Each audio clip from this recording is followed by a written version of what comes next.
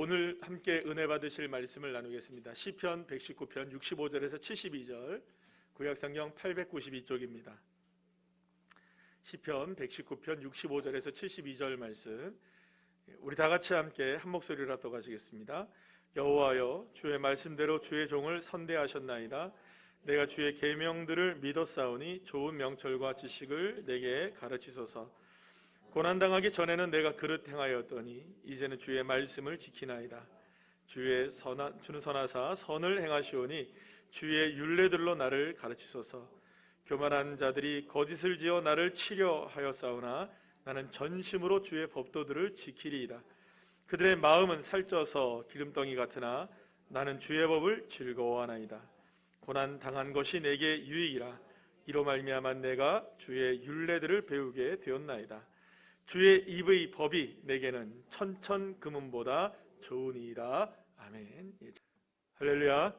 오늘은 우리가 시편 119편의 말씀을 가지고 고난을 통해 드러나는 그리스도인의 위상이라는 제목으로 함께 은혜를 나누려고 합니다. 오늘은 이 철학자인 소크라테스에 관한 이야기로 함께 말씀을 좀 시작해 보도록 하겠습니다. 이 소크라테스는 이 아테네의 젊은이들을 이상한 철학으로 선동한다는 죄목으로 이 법정에 서게 됩니다. 소크라테스는 배심원들과 또 아테네 시민들에게 자신의 무죄함을 조목조목 반박하며 이야기를 했지만 결국 이 소크라테스를 제거하려는 사람들에 의해서 유죄 판결을 받게 되고요. 결국은 사형을 당해서 죽고 맙니다. 지금 보고 계신 이 그림은 그 소크라테스가 이제 그 마지막에 이제 그 독약을 먹고 사형을 당하는 장면인데, 여러분들 보시기에 왼쪽에서 맨 앞에 이렇게 고개를 숙이고 있는 사람이 소크라테스입니다. 그래서 죽은 거죠. 독약을 마시고. 그리고 뒤에 있는 사람들은 그 친구들과 추종자들이 이렇게 있는 모습입니다. 자, 어쨌든 사실 얼마든지 이 소크라테스는 유죄 판결을 받지 않고 어느 정도의 벌금만 물면은 이게 풀려날 수도 있었습니다. 풀려날 수도 있었어요. 하지만 소크라테스는 죽음 앞에서도 자신이 지난날 지켜왔던, 그리고 가지고 있었던 이 원칙과 신념을 바꾸지 않았고요. 그래서 결국에는 사형이 이제 선고가 되게 됩니다. 소크라테스는 사형이 결정된 이후에 이런 말을 하는데요. 한번 제가 읽어드리겠습니다. 이렇게 얘기합니다. 죽음을 피하는 것이 두려운 것이 아니라 비천함을 피하는 것이 훨씬 더 어려울 것입니다. 이런 얘기를 합니다. 그러니까 소크라테스는 자신의 이 양심과 마음이 굴복되는 것을 죽음보다 더 끔찍한 일로 생각하게 되었던 것이죠. 그리고 그렇게 소크라테스는 이 사형수가 되어서 사형을 기다리게 되는 이 한 달여의 시간을 보내게 됩니다. 그렇게 이제 감옥에 갇혀 있는데 하루는 소크라테스의 동갑내기이자 아주 고향부터 어렸을 때부터 친구였던 이 절친인, 그리고 또 후견인이기도 한 이 크리톤이라는 친구가 감옥으로 이 소크라테스를 찾아오게 됩니다. 크리톤이 이 소크라테스를 찾아오게 된 이유는 다른 것이 아니라 여러분들 이해가 안 되시겠지만 소크라테스를 탈옥시키기 위해서. 그러니까 소크라테스가 감옥에 갇혀 있으니까 탈옥을 시키기 위해서, 그래서 이제 다른 나라로, 아테네를 떠나서 다른 나라로 망명시키기 위해서 이제 소크라테스를 찾아오게 된 것입니다. 당시 이제 사형을 앞둔 이 죄수들의 경우에는 사회적으로 어떤 그 관행들이 있었냐 하면, 사형이 집행되기 전에는 얼마든지 탈옥을 하도록 했습니다. 그러니까 뭐 감옥을 빠져나오라는 거죠. 왜 그러냐면 이게 관행적으로 있었던 일이었다고 하는데요. 사실은 이제 그 사형이 집행되기 이전에 탈옥을 하게 되면 사실은 여러 가지로 이제 생각을 하면 이런 겁니다. 그러니까 아테네에서 괜히 사람 죽이는 거 별로 좋은 일 아니니까 그냥 다른 나라로 떠나라, 뭐 이런 의미를 갖고 있었던 것이라고 합니다. 자, 어쨌든 이렇게 탈옥해서 다른 나라로 망명하는 일들이 관행적으로 이루어지고 있는 그런 상황에서 이제 그 소크라테스를 사형을 집행하기 위한 집행관들이 델로스라는 곳을 떠나가지고 이제 내일이면 항구에 도착하는 거예요. 아테네 항구에. 그러면 이제 소크라테스는 이제 죽는 겁니다. 언제 죽느냐? 이제 내일 죽는 거예요. 내일 죽게 되니까 여러분 이제 살아있는 날이 언제밖에 없는 겁니까? 오늘밖에 없는 거예요. 그러면 탈옥할 날도 언제밖에 없는 겁니까? 오늘밖에 기회가 없는 거예요. 그래서 살아날 수 있는 방법이 오늘밖에 없고 탈옥할 수 있는 날이 오늘밖에 없기 때문에 이 크리톤이 소크라테스를 찾아와서 이대로 그냥 소크라테스가 죽는 것을 더 이상 두고 볼 수가 없었기 때문에 너무 억울한 죽음이라고 생각했던 거죠. 그래서 어떻게든 그 사람들을 이제 매수하고 다 해놨으니까 어떻게든 이제 소크라테스만 설득해서 함께 이제 탈옥을 시키기 위해서 이 크리톤이 친구가 찾아오게 된 것입니다. 그런데 소크라테스를 설득하려고 무진장 애를 썼는데 결국은 이제 설득이 안 됐죠. 그래서 결국에 아까 전에 이제 그림을 보신 것처럼 결국에는 이제 소크라테스가 독약을 마시고 이제 죽음에 이르게 되는데요. 소크라테스는 탈옥을 제안하는 친구 이제 크리톤에게 어떤 이야기를 하게 되냐면 이런 이야기를 하게 됩니다. 이렇게 말합니다. 그렇게 할 것인지 말 것인지를 검토는 해봐야겠지만, 그러니까 탈옥할 건지 말 건지 살아야 할 건지 말아야 할 건지 검토해보자는 겁니다. 좀 황당하죠, 그죠? 검토는 해봐야겠지만 내게는 원칙 이외에는 그 어떤 것도 따르지 않는 사람이기 때문에, 나는 원칙을 따르는 사람이기 때문에 내게 이런 운명이 닥쳤다고 해서, 그러니까 내일이면 뭐가 당하는 겁니까? 사형을 당하는 그런 운명이 내게 닥쳐왔다고 해서 이제 와서는 던져버릴 수도 없지만, 그러니까 지금까지 지켜왔던 원칙을 던져버릴 수도 없지만 현재로서는, 지금 내가 감옥에 갇혀있는 이 상태로서도 이것들 원칙보다 나은 것이 탈옥이라고, 그것이라고 말할 수는 없지 않은가, 이렇게 얘기합니다. 대단하죠? 크리톤을 비롯해서 소크라테스를 탈옥시키려는 친구들의 노력은 사실 이 당시 사회에는 얼마든지 용인되고 있었던 일이었습니다. 물론 뭐 그렇다고 해서 그게 법적으로 용인된 것은 아니었어요. 물론 소크라테스를 탈옥시키는 자체는 법을 어기는 것이기도 했고 기준을 벗어나는 것이기도 했지만, 말씀드린 대로 당시 사회적으로는 얼마든지 이런 일들은 상식적으로 일어나는 일이었고 일반적으로 일어나는 일이었고 관행적으로 일어나는 일이었다는 거예요. 그러니까 사실은 소크라테스가 탈옥을 하는 거 그렇게 큰 문제 아니었던 셈이었습니다. 하지만 이 소크라테스는 자신이 가진 원칙과 신념을 지키는 것이 단장의 목숨을 구하기 위해서 원칙을 어기고 이 탈옥을 하는 것과는 비교할 수 없는 중요한 것임을 분명히 이렇게 지키고 있었던 것입니다. 그리고 바로 여기에는 이 두 사람의 인생의 위상이 다르게 나타나는 것을 보게 됩니다. 왜냐하면 여러분들 만약에 한번 생각해 보시죠. 만약에 소크라테스가 지금까지 고생한 것, 80세가 넘은 상황이었는데 그러니까 지금까지 이런 상황에서 오기까지 이만하면 됐다라는 생각으로 지금까지 자신이 지켜왔던 삶의 원칙을 좀 저버리고 탈옥을 해서 아테네를 떠나갔다면 아마도 결코 이 소크라테스는 위대한 철학자로 인류 가운데 결코 남겨지지 않았을 것입니다. 왜냐하면 자기가 자신 스스로가 이야기했던 원칙을 스스로가 어긴 것이 되기 때문이죠. 결국 소크라테스는 적어도 상황에서 벗어나기 위해서 원칙을 저버리는 그런 사람은 아니었던 것입니다. 끝까지 원칙을 지켰고 끝까지 기준에서 벗어나지 않았고 진리를 따르기 위해서 몸부림치는 삶을 살았던 사람이 누구였느냐? 바로 이 소크라테스였던 겁니다. 그런 측면에서 본다면 친구였던 크리톤은 어떻습니까? 상식적으로 살고 그냥 관행적으로 살아도 괜찮지 않겠느냐? 일반적으로 우리 살자. 여러분 그게 틀린 말은 아닐 수 있습니다. 그런데 여러분 격이 다르잖아요. 위상이 다르잖아요. 크리톤과 소크라테스의 위상이 전혀 달라졌잖아요. 무엇 때문에 달라졌습니까?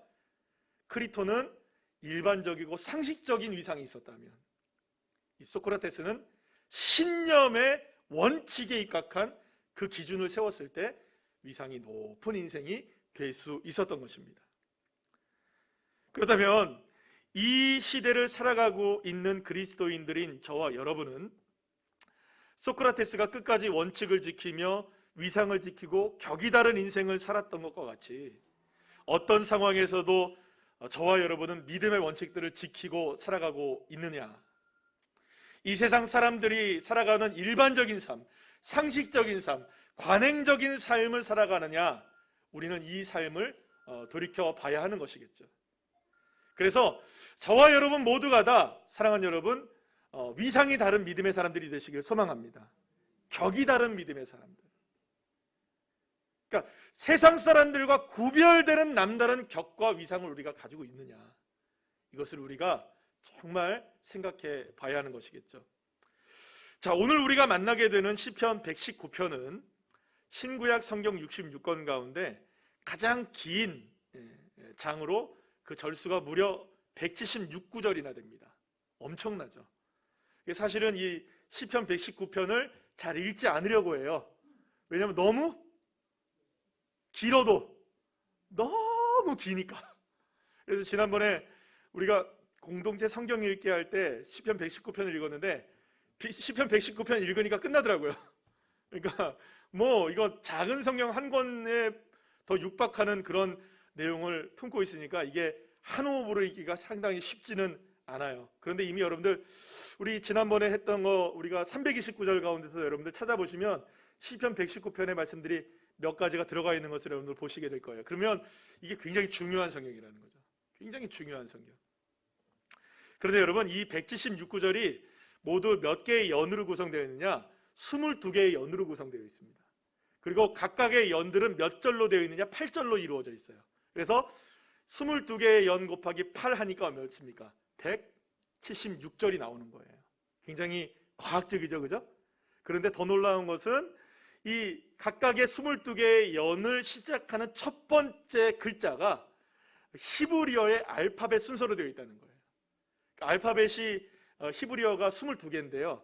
알렘베트, 기물, 달렘 뭐 이렇게 쭉 나가서 타브까지 이렇게 나가게 되는데 이 22개의 글자로 시작되는 거예요. 자음으로 다 시작이 되는 거예요. 그래서 그러니까 사실은 이 매우 독특한 구조를 갖고 있는 거예요.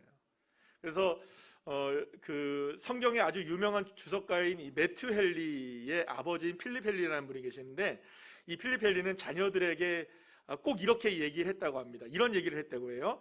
너희는 매일 아침 시편 119편을 한 구절씩 묵상하거라. 그러면 1년에 그 시편 전체를 2번 묵상하는 셈이다. 그렇게 하다 보면 성경의 나머지 책들과 뭐에 빠진다고요? 사랑에 빠지게 될 것이다. 그러니까 시편 119편을 읽으면 읽을수록 성경과 사랑에 빠지게 되는, 그래서 날마다 시편 119편을 묵상해야 된다라고 이야기했던 분이라는 거예요. 뿐만 아니라 여러분, 여러분들이 잘 아시는 철학자이기도 하고 과학자이기도 한 이 파스칼이라는 분도 시편 119편을 너무나 사랑했어요. 그래서 이것을 읽으면서 또 읽고 나가면서 이 시편 119편의 말씀대로 살기 위해서 애쓴 사람으로 유명한 사람이 있다면 이 파스칼이라는 분도 그렇게 이제 꼽을 수가 있고요. 또 한 분을 우리가 꼽자면 독일 나치에 항거하면서 신앙의 모범을 보여주었던 본회퍼 목사님, 이분도 사실은 시편 119편을 너무나 사랑했던 분으로 유명하게 알려진 분이라고 우리가 볼 수가 있습니다. 자, 이처럼 시편 119편이 이렇게 사랑을 받는 이유는 이 시 한 편이 사실은 성경에서 말씀하고자 하는 모든 주제의 가장 핵심적인 부분을 선명하게 드러내고 있기 때문이라고 볼 수가 있습니다. 여러분 생각해 보세요. 히브리어 알파벳 처음부터 마지막까지를 다 써서 그렇게 시를 만들었다는 것은 이런 의미를 담고 있는 거예요. 모든 언어, 우리 인간의 말로 표현할 수 있는 모든 말, 모든 상황, 모든 시대에도 변함없는 기준 하나가 있는데, 그 기준과 진리가 무엇이냐? 따라야 될 것이 무엇이냐? 세워야 될 것이 무엇이냐? 벗어나면 안 되는 것이 무엇이냐? 어떤 상황에서도 지켜야 될 원칙이 무엇이냐? 따라합시다. 하나님의 말씀. 할렐루야. 그러고 보면 여러분, 시편 119편의 176절의 말씀들을 다 살펴보면요, 딱 4구절을 제외하면 84절, 121절, 122절, 132절 이 4구절을 제외하면 모든 성경의 구절에서 176절 전체, 그러니까 172절이 되겠죠, 전체에서 하나님의 말씀과 관련된 단어가 다 나와요. 그래서 율법, 율례, 규례, 계명, 법, 법도, 이런 단어들이 끊임없이 반복되고 나와요.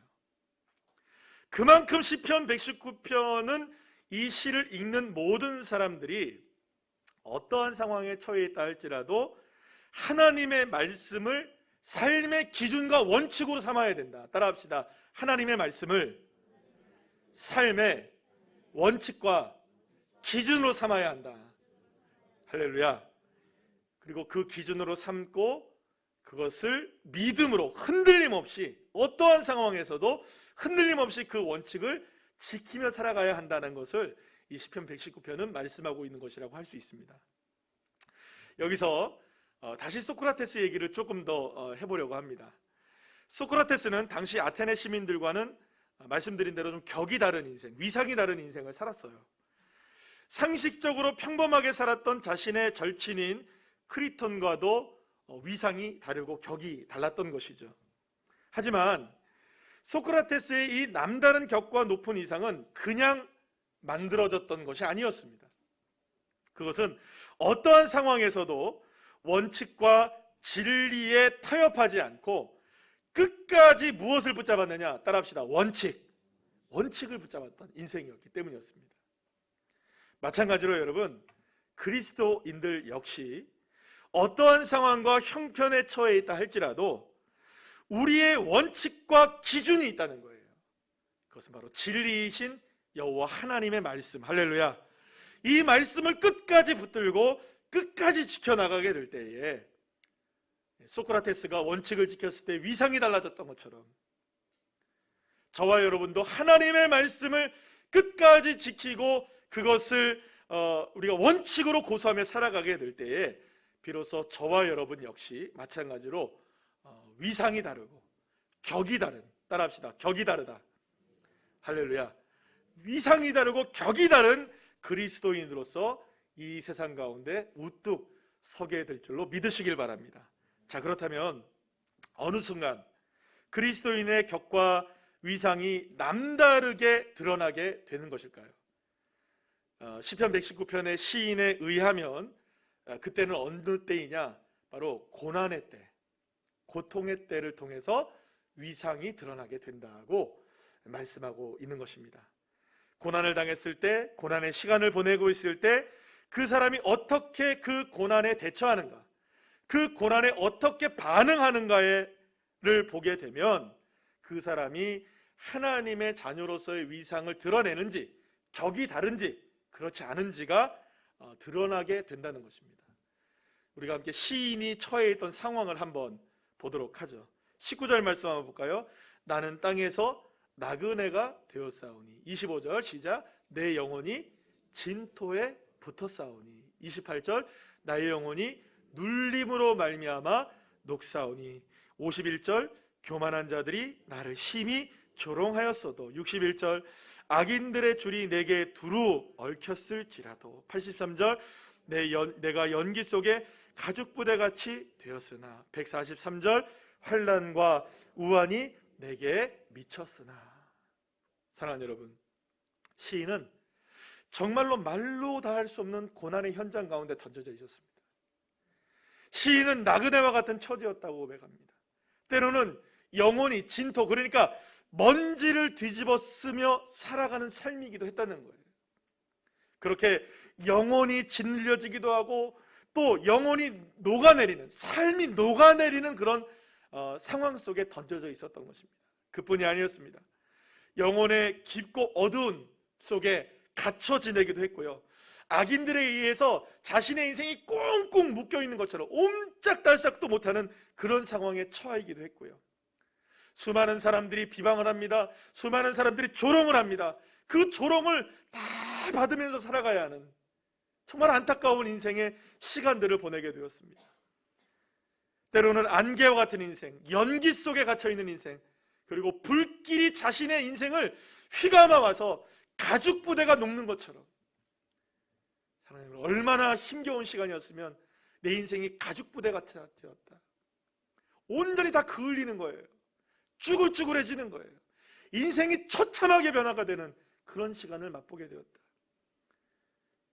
결국 뭐라고 고백하느냐? 환난과 우환의 때가 내게 다가왔다. 사랑하는 여러분, 시인의 고난은 정말 현실적이었습니다. 그저 단순하게 그냥 상상의 그런 그 어려움이 아니라 정말로 말할 수 없는 고통을 당하고 있었던 거예요. 그런데 여러분, 이러한 현실적인 어려움과 상황뿐만이 아니었던 것입니다. 시인은 그래도 하나님의 자녀이기에 하나님께 기도합니다. 하나님 도와주세요. 하나님 도와주세요. 하나님을 찾고 또 찾습니다. 하나님의 도우심을 바라봅니다. 간절히 주님의 은혜를 기다립니다. 그런데 시편 119편 81절에서 82절 말씀에 쉬운 성경의 말씀을 한번 읽어볼까요? 시작. 내가 주의 구원을 기다리다 지쳤습니다. 나의 눈은 주의 약속을 기다리다가 약해졌습니다. 내가 묻습니다. 주는 언제쯤 나를 위로하실 것입니까? 여러분, 절절하지 않습니까? 그래도 시인은 하나님을 기다렸던 겁니다. 그래도 주님을 바라보며 이 모든 고통과 환난 속에서 주님만은 나를 건져주시겠지. 그런데 기다렸는데 지쳐버렸습니다. 약해졌습니다. 주님 언제쯤 나를 구원하실 겁니까? 주님 언제쯤 나를 도와줄 수 있으실 겁니까? 그렇게 기다렸던 주님의 응답마저 더뎌지고 있고, 그리고 그렇게 기다림에 지쳐서 약해질 대로 약해진 인생이 누구냐? 바로 이 시인의 삶이었던 겁니다. 이쯤 되면 여러분, 인생이 무너지지 않고는 못 베깁니다. 고난은 끊임없이 다가오죠. 도움이 되시겠다고 약속하셨던 하나님의 약속의 언약은 전혀 느껴지지 않죠. 그러니 여러분, 일어날 힘조차 없는 겁니다. 그러한 상황이 되면 여러분, 우리는 다 포기하게 돼요. 지금까지 나를 붙들고 있었던 신념, 이거 아무런 소용이 없는 거예요. 지금까지 나를 붙들고 있었던 기준도 다 무너지게 되는 거예요. 왜요? 지금까지 붙들어봐야 소용이 없었던 것이잖아요. 하나님조차도 소용이 없는 건데, 하나님도 내게 도움이 안 되는데, 기다리다 지쳤는데 그때까지 내가 왜 하나님을 붙들고 있겠습니까?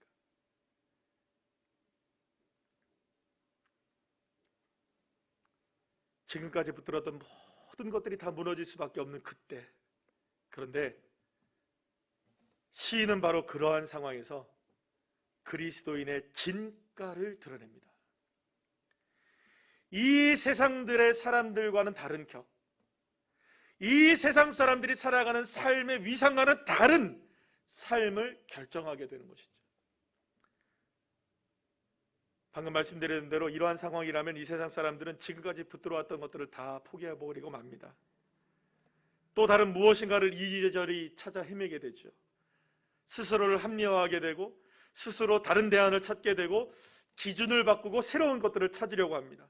여러분 생각해 보세요. 하나님도 위로가 안 되는데, 더 이상 하나님의 말씀을 믿고 하나님을 기다리고 주님을 기다릴 이유가 어디 있겠습니까? 그래서 사람들을 쫓아가는 겁니다. 여기서 이게 용하다고 하면 그것 쫓아가고, 저기서 이것이 좋다고 하면 이것을 바라보고, 세상의 넓은 길을 바라보고, 세상들이 따라가는 길들을 따라가고, 관행적으로 일어나는 일들을 똑같이 따라가고, 일반적이고 상식적인 일들을 따라가게 되는 것입니다. 그리고 그렇게 사람들은 기준을 무너뜨리게 되는 거죠. 지금까지 붙들어왔던 것 내려놓고 세상 사람들이 원하는 대로 일반적이고 상식적인 것, 그냥 관행적으로 이루어지는 것, 그거 따라가기에 급급한 인생으로 변화가 되는 겁니다. 소크라테스 역시 그런 유혹을 받았습니다. 지금까지 자신이 의지했던 원칙과 신념이 더 이상 아무런 소용이 없는 시간의 끝에 이르게 된 거예요. 내일이면 어떻게 됩니까? 죽잖아요. 지금까지 자기가 지켜왔던 신념이 더 이상 아무런 힘을 발휘하지 못하고 있는 그 시간을 맞이하게 된 거예요. 그런 시간에 이르게 되자 모두가 그러하듯 탈옥하여 생명을 구할 수 있는 문을 향한 유혹이 시작되었던 거예요. 친구인 크리토는 실제로 이렇게 얘기합니다. 너만 생각하면 안 된다. 소크라테스 친구여, 너만 생각하지 말아라. 남겨질 가족을 생각해라. 특히 네 아들을 생각해라. 아들의 앞날이 창창한데 교육도 시켜야 될 것이고, 그 아들을 장성하게 키워야 될 것 아니냐. 그러려면 너 가버리면 어떡하냐. 아이 키워야 되잖아. 아이.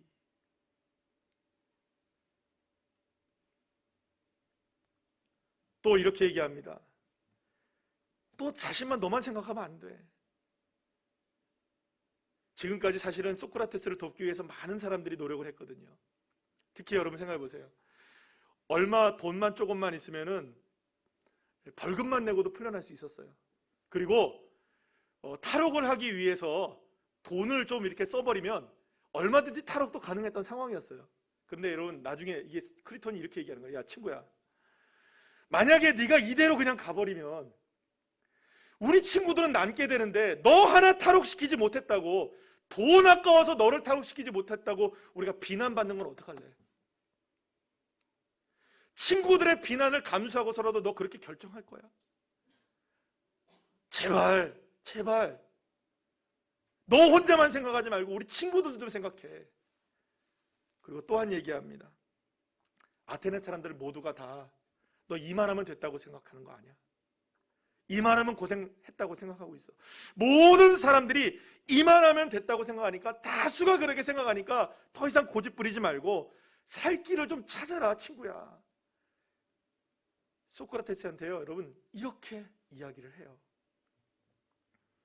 그런데 이런 간곡한 크리톤의 부탁을 듣게 된 소크라테스가 친구인 크리톤에게 이렇게 이야기를 합니다.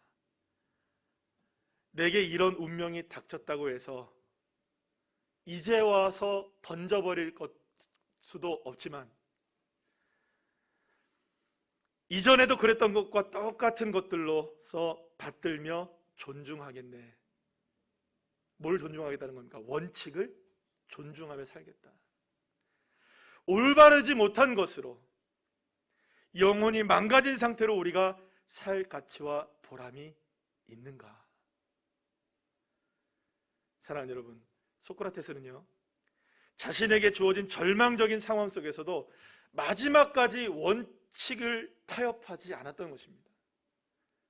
오히려 타협함으로써 영혼이 망가진 상태로 살아가는 것은 가치도 없고 보람도 없는 인생, 격을 떨어뜨리고 위상을 낮추게 할 수밖에 없는 인생이라는 것을 그는 알았던 것입니다.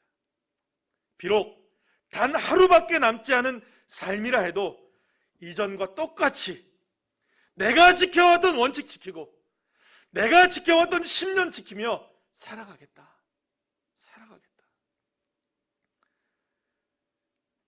여러분, 이 소크라테스는 BC 400년대의 사람입니다. 그래서 예수님 몰랐고요, 알 수도 없었고요, 또 하나님을 믿는 사람도 아니었습니다.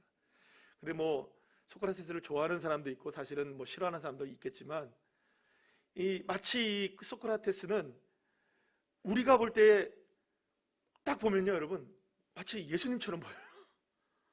너무 당당하거든요. 죽음 앞에서 당당하고 자신의 신념을 끝까지 놓치지 않고요. 물론 그렇다고 해서 여러분들 소크라테스가 예수님이란 분은 아닙니다. 오해하시면 안 됩니다. 그만큼 신념을 갖고 있었던 사람. 그런데 여러분, 저는 이 소크라테스를 이렇게 보면서 제가 지금 한 2달 넘도록 이 소크라테스 지금 좀 공부도 하고 있는데요. 제가 소크라테스를 쭉 이렇게 보게 되면서 참 소크라테스 놀랍다 이런 생각을 많이 해요. 자, 그런데 제가 시편 119편을 읽으면서 소크라테스와는 비교할 수 없는 한 사람을 만난 거예요. 바로 누구냐? 시편 119편의 시인인 거예요. 시편 119편의 시인은 엄청난 환난과 고난이 쓰나미처럼 자신의 삶에 밀려왔어요. 자신이 넘어지고 뒤집어지는 거예요. 일어날 힘이 없는 거예요. 도무지 살아갈 힘조차 자기에게는 없는 거예요. 그토록 기다리고 기다려는 주님마저 침묵하는 순간까지 경험하게 되었던 것이죠. 버림받을 대로 버림받았고, 넘어질 대로 넘어졌고, 깨어질 대로 깨어진 인생이 바로 시편 119편의 시인이었던 겁니다. 그런데 사랑하는 여러분, 그러한 상황 속에서도 끝까지 시인은 하나님의 말씀을 붙들었던 것입니다.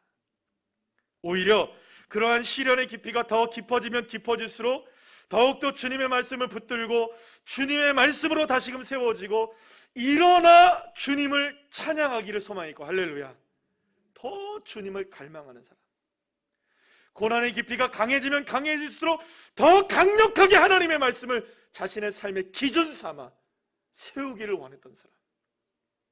그래서 시인은 방금 우리가 함께 읽었던 그 말씀 뒤편에 계속 이렇게 얘기가 나오는데요, 우리 말씀을 한번 읽어볼까요? 이렇게 고백을 합니다. 25절 시작. 내 영혼이 진토에 붙어 싸우니 주의 말씀대로 나를 살아나게 하소서. 51절. 교만한 자들이 나를 심히 조롱하였어도 나는 주의 법을 떠나지 아니하였나이다. 61절. 악인들의 줄이 내게 두루 얽혔을지라도 나는 주의 법을 잊지 아니하였나이다. 83절. 내가 연기 속에 가죽부대 같이 되었으나 주의 율례들을 잊지 아니하나이다. 할렐루야. 사랑하는 여러분, 시인의 삶은 무너지고 있었습니다. 그러나 그렇게 무너지고 있었지만 시인의 믿음까지는 무너뜨리지 못했던 것입니다. 오히려 시인은 그러한 상황 가운데서도 끝까지 하나님의 말씀을 붙들었고, 끝까지 하나님의 말씀을 잊지 않았고, 끝까지 하나님을 떠나지 않았고, 자신의 삶을 통해 주님의 말씀을 더욱더 견고하게 붙드는 믿음의 인생으로 세워지고 있었던 것입니다. 그래서 시인은 이렇게 오늘 본문에서 고백하게 되죠. 71절 72절 말씀 다 같이 읽어볼까요? 고난 당한 것이 내게 유익이라. 이로 말미암아 내가 주의 율례들을 배우게 되었나이다. 주의 입의 법이 내게는 천천 금은보다 좋으니이다. 할렐루야. 사랑하는 여러분, 고난 자체가 유익이라고 말할 수는 없을 것입니다. 하지만 시인은 그 고난당함의 시간을 통해 자신의 삶을 통해 붙들어야 할 가장 올바른 가치, 가장 진실한 원칙, 그것이 무엇인지를 선명하게 경험하게 되었던 것입니다. 그것은 천천의 금은보다 소중한 것이었습니다. 아니, 그 무엇과도 바꿀 수 없고 심지어는 생명과도 바꿀 수 없는 소중한 가치, 그게 무엇이었느냐? 바로 여호와 하나님의 말씀이었던 것입니다. 사랑하는 여러분, 많은 사람들이 지금도 여전히 세상의 것들에 얼마나 많은 가치를 두고 살아갑니까? 어떤 사람들은 돈의 가치를 두고 살아갑니다. 돈이 기준이 되어 있는 거예요. 어떤 사람들은 명예가 기준이 되어 있는 겁니다. 여러분들 보세요. 물고 뜯고 서로 대통령 되겠다고, 여러분들. 서로 대통령 되겠다고 물고 뜯고 맛보고 싶고, 그죠? 얼마나 난리가 납니까? 때로는 여러분들, 사람들이 어떤 자리를 기준에 두고 살아가는 사람도 있는 거예요. 그렇게. 또 어떤 사람들은 건강의 가치를 둡니다. 건강이 최고야. 또 많은 경우 자녀들이 가치가 되는 경우들이 얼마나 많아요. 자녀가 최고죠, 자녀. 이런저런 것들에 얼마나 많은 가치를 우리가 두고 살아갑니까? 그러나 여러분, 한 가지 우리가 기억해야 할 것이 있습니다. 그 어떤 세상의 것들도, 돈도, 명예도, 건강도, 자녀들도, 자리도, 그 어떤 관계도 다 영원한 것은 없다는 것이죠. 천천의 금음도 영원하지 않고, 명예도, 자식도, 수많은 인간관계들도 영원한 것은 없는 것입니다. 그래서 성경 이사야 40장 8절에는 이렇게 말씀하죠. 시작. 풀은 마르고 꽃은 시드나 우리 하나님의 말씀은 영원히 서리라 하라. 할렐루야. 사랑하는 여러분, 영원한 것 붙잡으셔야 됩니다. 영원한 것이 가치가 있는 것입니다. 그것이 우리의 진리가 되어지고, 그것이 우리의 소망이 되어지고, 그것이 우리의 기준이 되시는 믿음의 자녀들 되시길 간절히 축원합니다. 그것이 무엇입니까? 하나님의 말씀. 사랑하는 여러분, 시인은 고통의 터널을 지나게 되면서 어떠한 상황에서도 영원한 가치인 하나님의 말씀을 붙들고 살아가는 삶이야말로 고난을 통해서도 별처럼 빛나게 하는 그리스도인의 위상을 드러나게 하는 것임을 고백하고 있는 것이었습니다. 세계 최고의 현악기라고 부르는 악기가 있습니다. 스트라디바리우스라는 악기죠. 이 악기를 만들기 위해서는 나무가 필요한데, 이 나무는 단단한 재질로 변하지 않는 재질을 사용해서 굉장히 공명도 좋다고 얘기하고요. 그래서 세계에서 가장 아름다운, 세상에서 이 현악기의 소리를 낸다고 알려져 있습니다. 자, 그런데 이 악기에 쓰이는 나무는 히말라야나 알프스 수목 한계선에서 세찬 비바람과 눈보라를 맞고 자라난 나무만 쓴다고 해요. 그러니 여러분, 이미 이 나무는 모든 자연의 시련을 다 겪어낸 겁니다. 모든 시련을 다 겪어낸 그 나무만 사용하기 때문에 이 나무로 만든 악기에서 나는 소리는 오히려 세월이 지나면 지날수록 더 맑고 고운 아름다운 소리를 낸다는 것입니다. 사랑하는 여러분, 때때로 우리의 인생 가운데 이런저런 일을 당합니다. 뜻밖의 일들을 당하기도 하고 어려운 일들에 처하기도 하고 주님을 기다려도 응답이 되지 않을 때도 우리가 있기도 합니다. 그래서 여러분, 포기하고 싶을 때도 있고 기다림에 지쳤으니 세상의 방법을 찾아 기웃기웃하기도 하고 그냥 이제 우리 일반적으로 상식적으로 세상 사람들 살아가는 것처럼 관행적으로 살자, 이렇게 생각할 때도 있습니다. 삶이 끝난 것 같은 고난의 시간 경험할 때 우리가 이런 생각들을 하게 되지요. 그러나 사랑하는 여러분, 바로 그러한 때, 바로 그러한 그 순간이 가장 아름다운 소리를 낼 수 있는 시간임을 여러분들 믿으시길 바랍니다. 바로 그 순간이야말로, 그 순간이야말로 우리가 영원하신 하나님의 말씀을 붙들고 나아갈 때 우리의 삶의 위상이 달라지고 우리의 삶이 격이 다른 그리스도인들로 세워지게 되는 것입니다. 사랑하는 여러분, 어떠한 상황에서도 흔들리지 않기를 소망합니다. 어떠한 상황 속에서도 끝까지 하나님의 말씀을 붙드는 저와 여러분 되시길 간절히 축원합니다.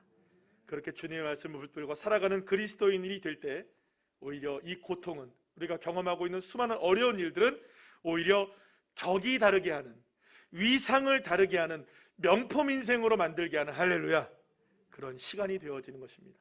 사랑하는 여러분, 명품 인생 되시기를 축원합니다. 격이 다른 그리스도인들이 됩시다. 주의 말씀을 붙들고 그 어떤 상황에서도 말씀으로 승리하여 그리스도인의 위상을 드러내는 귀한 자녀들 한 분 한 분들 다 되시기를 간절히 축원합니다.